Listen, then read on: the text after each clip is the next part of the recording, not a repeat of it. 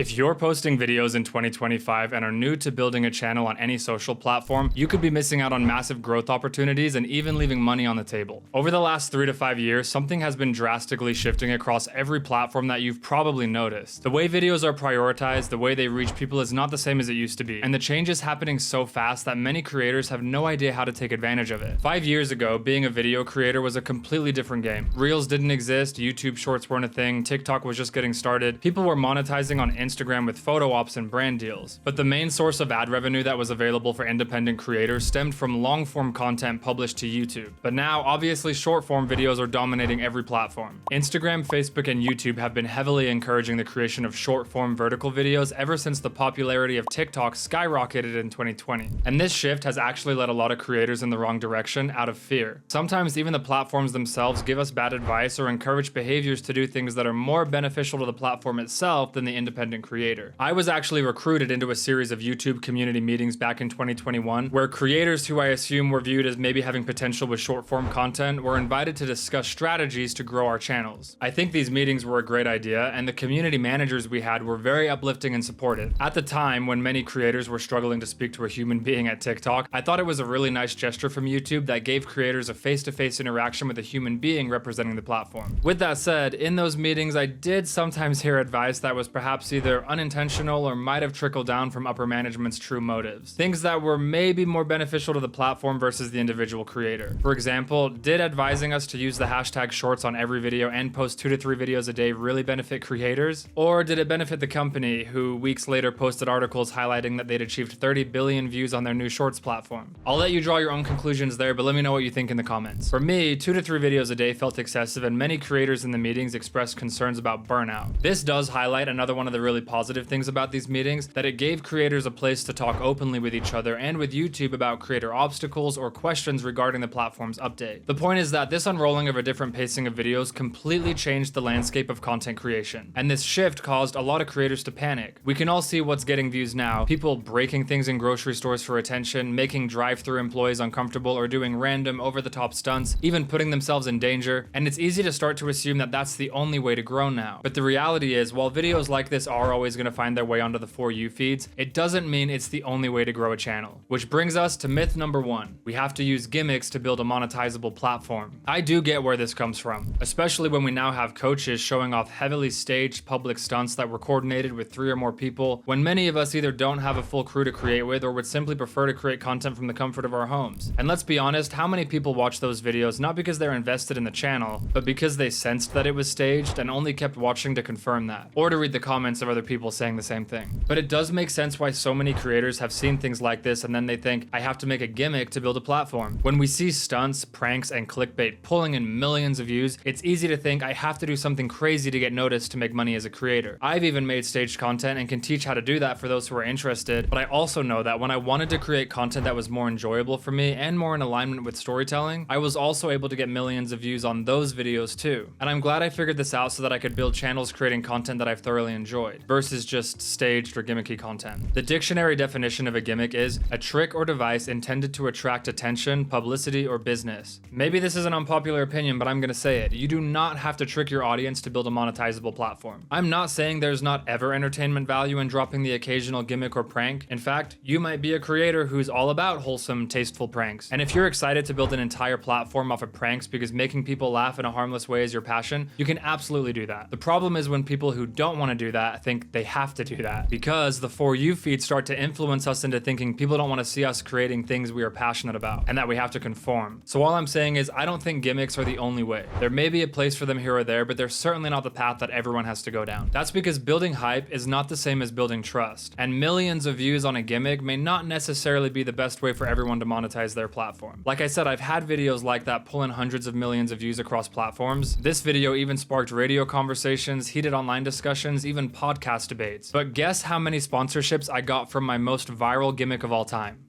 Zero. Because millions of views are meaningless if the audience doesn't trust us. If they don't know who we are, what we stand for, or why they should come back, then why would they? I think that creators could make far more money selling a product to a few thousand people who actually care about their message than to a million people who got a quick, cheap laugh and moved on. That's why I created the S.H.A.P.E method inside Viral Creator Pro, so people can learn how to shape their content while still creating in alignment with their values and their deeper core message. If you're curious about the S.H.A.P.E method, click the link in the description below and I'll email you an easy-to-read document that explains what it is and why it works. Building a channel that lasts doesn't have to be about throwing random ideas at the wall and hoping one sticks. It's also not about going to extremes, doing the most bizarre, attention-grabbing thing you can think of in public just to get views. It's about taking what you're most passionate about and redesigning that content in a way that keeps people watching. If your content can build trust, it can turn casual viewers into a loyal, long-term audience. And that's the difference between creators who struggle and those who build platforms that viewers are interested in and actually want to be a part of. It's the ability to develop a process that takes content you love making and transforming it into something engaging without relying on extremes. When our audience watches our content, we want them to feel invested the same way we feel when we watch a really good movie. Sure, we want them to be engaged and not scroll away, but not because they're watching a dumpster fire. There aren't as many long-term benefits or sponsorship opportunities if the only reason people are watching a video is because they know it's staged and are wanting to see if something in the video will prove their suspicion. Integrating storytelling, whether it's documenting your progress, showing the journey of something you're building, or bringing people along for an experience, can make the audience invest in your content without gimmicks. So getting that myth out of our head starts with realizing it's not about luck, talent, or hoping something sticks. It's about working hard and applying a repeatable system that works for your niche. Can you guess what the number 2 myth is that might be holding creators back? That's what I'm covering in the next video.